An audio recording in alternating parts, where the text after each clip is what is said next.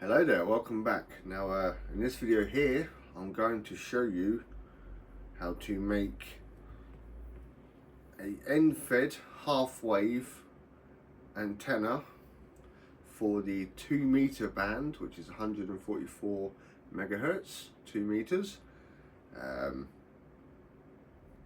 Antenna, simple, cheap, lightweight, portable, and very effective really.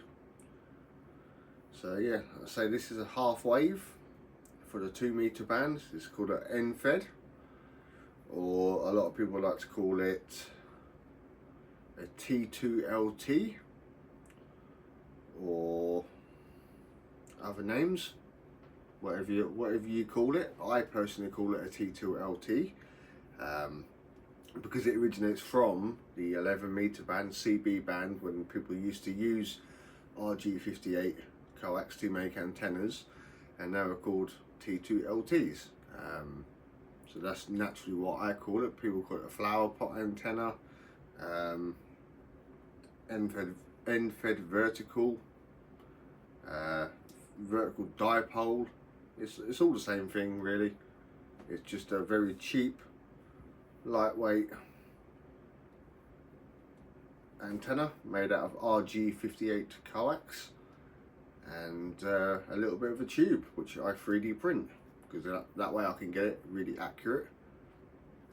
And so what you need to do is get yourself a roll of RG58 Coax, and you've got two sections. That you've got the top element, which is a radiating element, which is just the coax, the outer shield, and the braiding stripped away basically. And this is just the inner dielectric core exposed. And then you've got the bottom section, is like your ground plane section, is just the coax, untampered with, and as is. And obviously you've got your air choke here, which is very important on these. But it's very easy to make. You can make one of these, if this is your first time making one, you can make one in 30 minutes.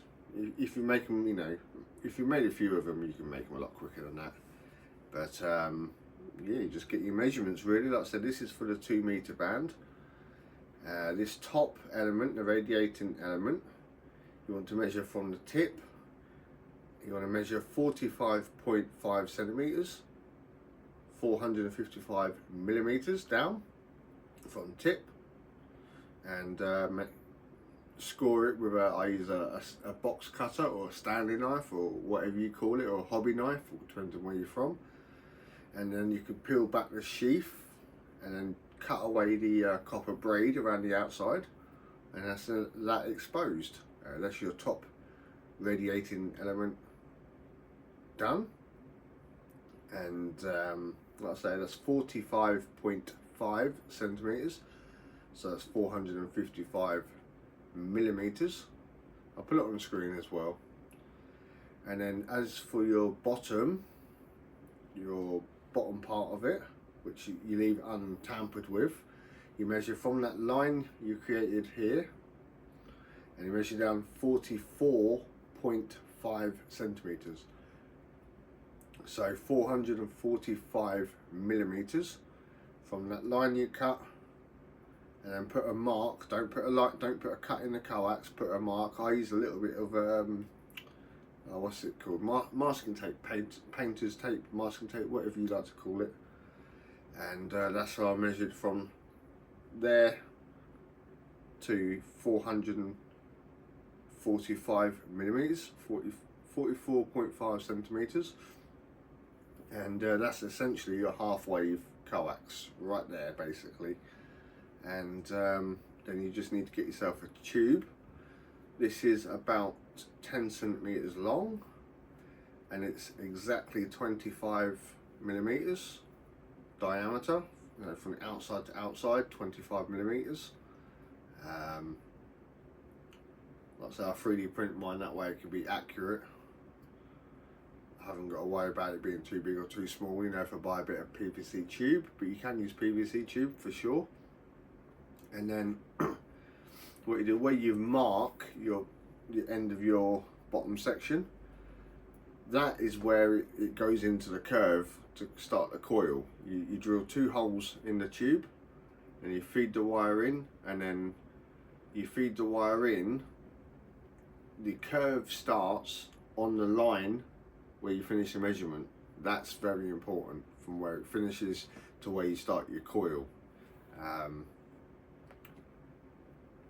But yeah, as long as you get that line that you measured, that's where the coil, it bends through here for the tube to start the coil. You're absolutely fine. And then on the coil here, we've got 1, 2, 3, 4, 5, 6, 7, 8, 9, 10. 10 full turns around the pipe here. Don't count that one and this one where it starts and finishes, because they are not full turns, because you see it doesn't come here and this doesn't come here. These are not full turns. So you have these curves and you have 10 full turns in the middle, and you want this as tight as possible on that tube. What I did first of all, I sellotaped some cable ties onto the tube, around the tube. That way, so once I wrap the coax, I can then tighten the cable ties, and then that's absolutely perfect. So you've got 10 full turns, then just the inner and out sections. There's your air choke. That'll stop any common mode noise coming back down the antenna and into your radio, causing issues and potentially damaging the radio. That's extremely important, because we're not using a balun or an un, so you need an air choke.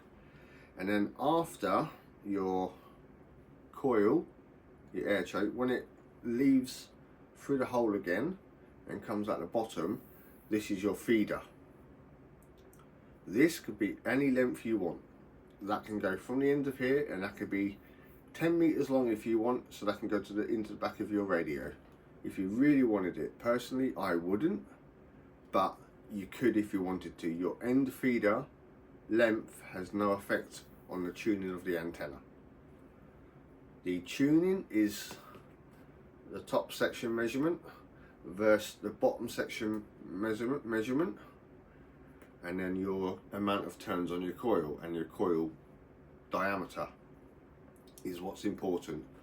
As soon as your coil finishes and you've got your feeder, that can be as long as you want.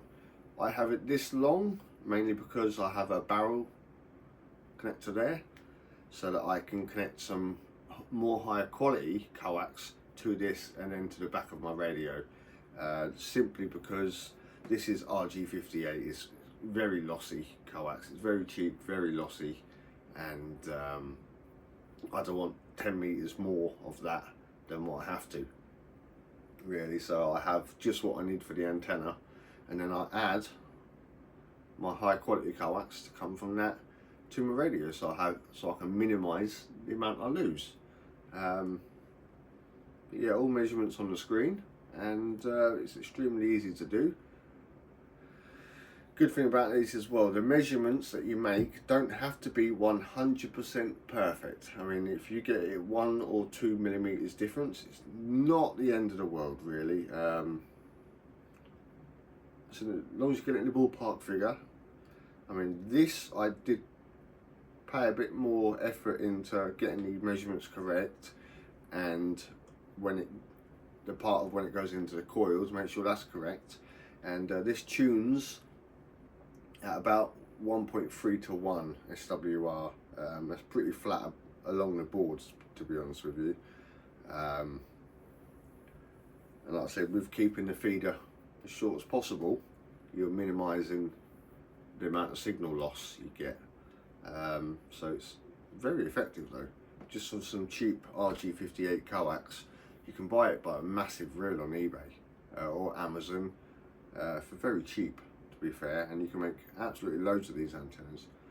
These probably cost, ballpark figure, £4-5, and probably not even that to make, obviously, when you're including the PL259, and you've got a saucer tube, unless you can 3D print one yourself. And just think people sell these for like £15-20 each on eBay and Amazon. So they are very effective, you know, and they're lightweight, they're portable, so you can just scrunch it up, throw it in your backpack, and go work 2 meters portable. And this is what this is for. I've got my main 2 meter antenna, which is a GP6. They call it a white stick. That's my main one for my shack here. But this I made for when I'm portable, for when I go caravanning in the summertime with my family. I can just take a telescopic pole, fiberglass one. Obviously you don't want to mount this to anything that's conductive, like a metal tube, because the metal tube affects the tuning.